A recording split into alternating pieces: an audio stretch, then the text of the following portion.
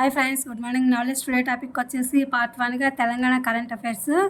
One request అమ్మ, మీరు 2 పార్ట్లు చూడండి, అప్పుడే మీకు అర్థమవుతుంది. Let's start the topic.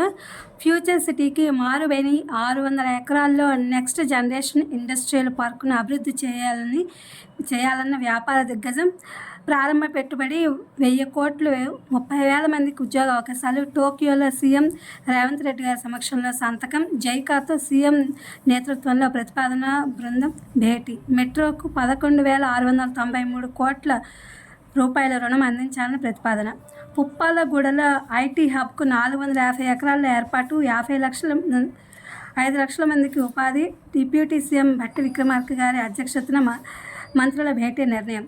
వక్ఫ్ ఆస్తులేవి ఇప్పుడు రద్దు చేయబోము.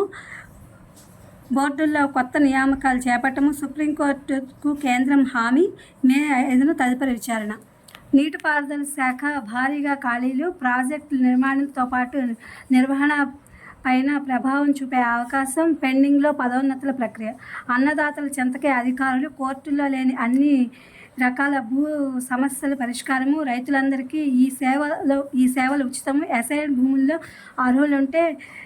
అర్హులుంటేనే హక్కుల కల్పన. భూభారత్ పైలట్ ప్రాజెక్టు ప్రారంభంలో రెవెన్యూ మంత్రి పొంగులేటి గారు. జూలై ఆఖరు వరకు 16.20 టీఎంసీలు కావాలి. శ్రీశైలం సాగర్ నుంచి ఏపీ నీళ్లు తరలించకుండా చూడండి. కృష్ణా బోర్డుకు తెలంగాణ లేఖ.